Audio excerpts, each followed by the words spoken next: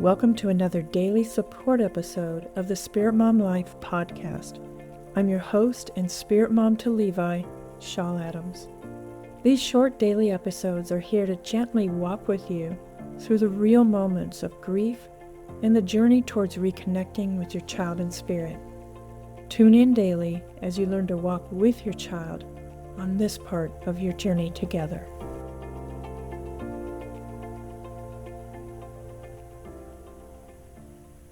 On today's episode, we're talking about healing even when we don't want to.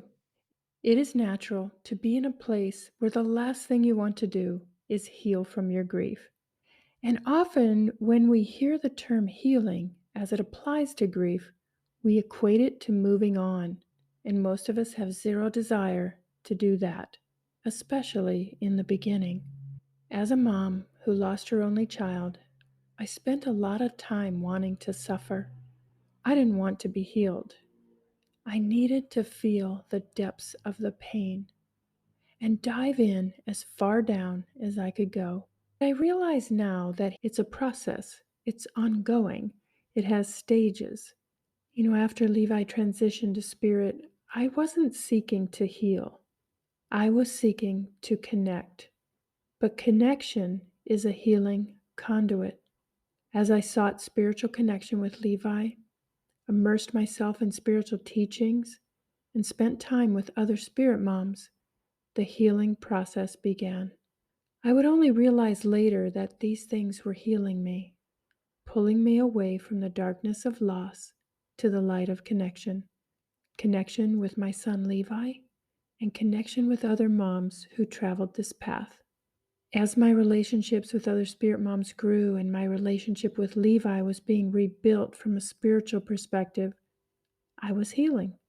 I was expanding my being.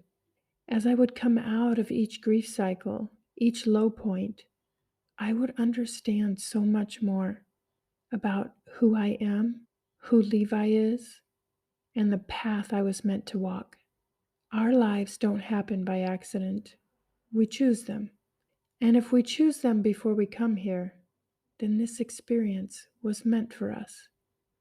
Our choices determine how we experience the experience, how we experience this life that was meant for us, the life we chose. Our choices here as humans determine what we will examine about this experience when we return home.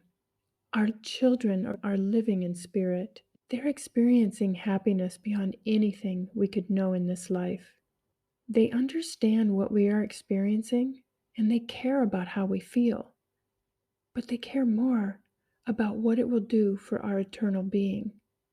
They know we will see our experiences one day for what they truly are, a chance to expand our souls. And if you'd like to explore these concepts further, I can recommend a couple of books by Dr. Michael Newton, Journey of the Soul and Destiny of the Soul.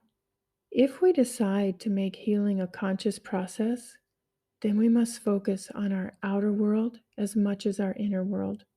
Creating space to heal can be a walk somewhere that you connect with, a room you create, a meaningful conversation with someone.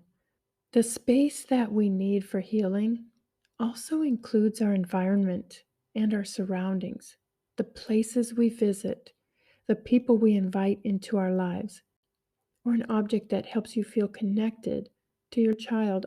Being deliberate in the connection we seek, whether it is with loved ones on the other side or people in our physical realm, allows for grieving in a spiritual way, for healing that is meant to be expansive. We are here to expand our beings.